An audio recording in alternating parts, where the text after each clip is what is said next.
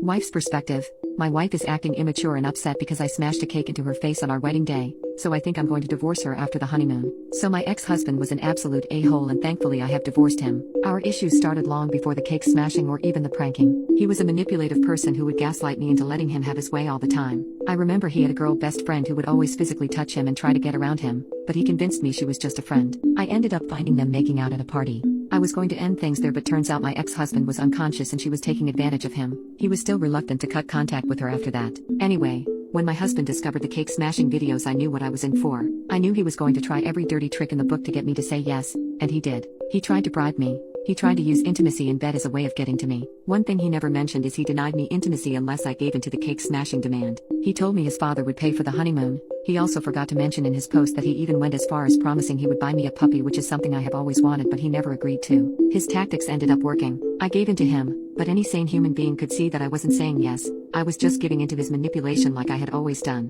When the wedding came around, there was an ounce of hope within me left. I hoped that for once this man who has never taken my feelings into consideration about anything would see that what he was doing was wrong. But I was proven wrong yet again. Him doing that hurt deeply, and when I turned around I saw my father-in-law recording me and cheering at his son. I felt humiliated and destroyed when the cake was smashed in my face, and I naturally felt down for the wedding and the honeymoon that followed. My ex-husband couldn't grasp that I was feeling down, however. In his pea brain, he was convinced I gave an enthusiastic yes and practically got on my knees, begging to be cake smashed at my own wedding. He simply couldn't understand how or why I was not okay with what he did. I just wanted to scream at him, but I never did. I was used to being timid and never raising my voice or standing up for myself.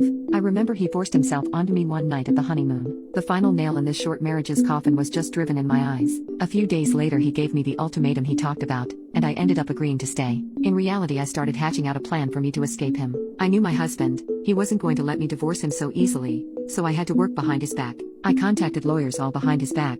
I started an affair and found a man I really liked, while simultaneously acting like I had forgiven my husband. I had intimacy with him also every night, even giving into his wildest fantasies which would make me puke after he did them. I felt violated by this every time, but I had to do it.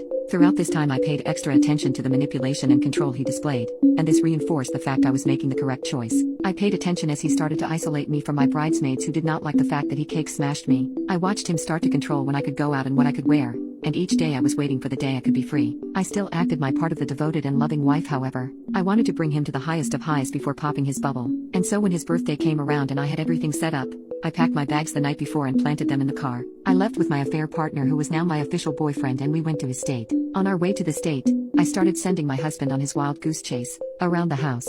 I had him looking around the house for an hour. I remember writing notes such as, "You're going to love this babe," beside a clue I planted. And so when I led him to the mattress and he uncovered the divorce papers, alongside a note that stated I wanted a divorce due to him being an awful man, he texted me ASAP. Unfortunately for him, I had already blocked his number.